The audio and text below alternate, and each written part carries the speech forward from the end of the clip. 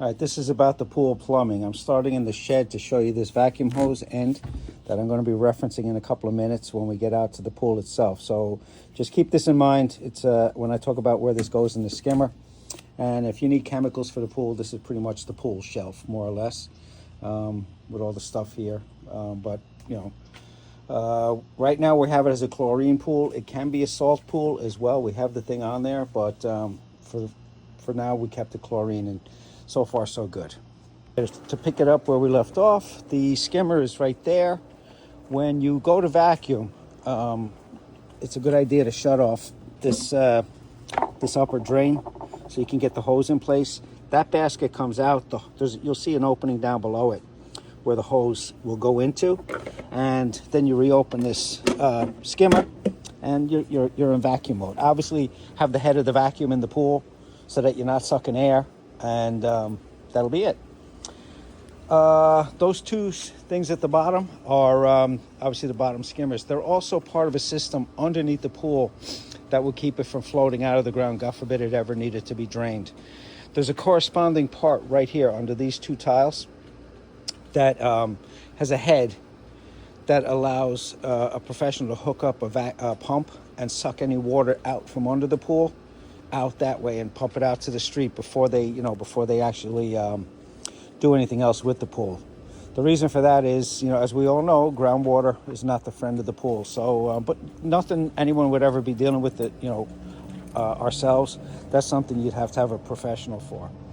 That little guy right there is a drain. The pipe runs out under the deck and out to a hole out there. So that way, if it ever rains that much, the pool will drop, self-level itself back down to that. When you vacuum, everything's going to end up in this basket right here by the pump. So this lid just unscrews. There's a basket inside here. You just unscrew this, take the basket out, clean it, pop it back in. There's a notch in it that lines up with this inlet, okay? And then there's a gasket under here. Make sure that that's clean, and every once in a while, not a bad idea to replace it. This is the main drain, MD, so you generally won't touch that one. That's the skimmer, SK. That one you'll shut off. You'll know it's off when you hear this one kicking in harder, and that way you'll be able to hook up the hose and then open it back up to that position to vacuum. All right, so basically you close it, hook up the vacuum, reopen it, you're in vacuum mode. To take the vacuum out, close it again, take the hose out of the pool, put the skimmer back in, and then put it back in that position again. So basically when you're running the pool, that's how you want those two things to be. Over here is a bunch of shutoff valves. This one here, these two are for the heater. You can see they run to the heater. One's an inlet, one's an outlet. In and out of the heater that go here. This one over here is a main stop. So when you're running the heater, let me show you how that works. When you're running the heater, you're going to open this one first, slowly. Open this one slowly, and then close this one. Basically what you're doing is you're taking the water that's going back into the pool. It's going through this hose, through the heater, back up here and through here. When you're done with the heater, first thing you want to do is open this up and then close this and close this. I'll do a separate thing on how to run the heater in a minute when I get into the electronics. This is for chlorine pucks, if you ever need to add chlorine to it. And then this is how much goes in, how much goes out. This is the salt generator. It corresponds with this thing up here. Right now we're not using it, but if we decide to go back to a salt pool, these things will come into play. And, obviously we'll talk about that subsequently. So let me think. Oh, here.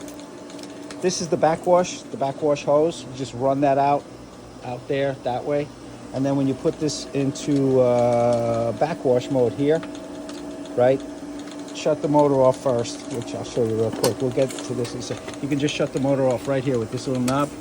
Just turn this little guy. It's off. Turn that and it's back on again. There's also a timer here I'll talk about in the other one. Anyway, shut it off. Turn this thing around to backwash. Turn the motor back on, and you'll see this ball here, this little right here. What will happen is this will show you when this runs clear again. on the backwash, then you know the backwash has been successful and the job has been done. The gauge should always be around 20. You know it's time to backwash when it starts creeping up past 25. So that's about it. The rest of this is self-explanatory up here. But, you know, generally speaking, you're going to be in filter mode or backwash mode. Waste just doesn't go through a backwash. It just dumps water out that hose.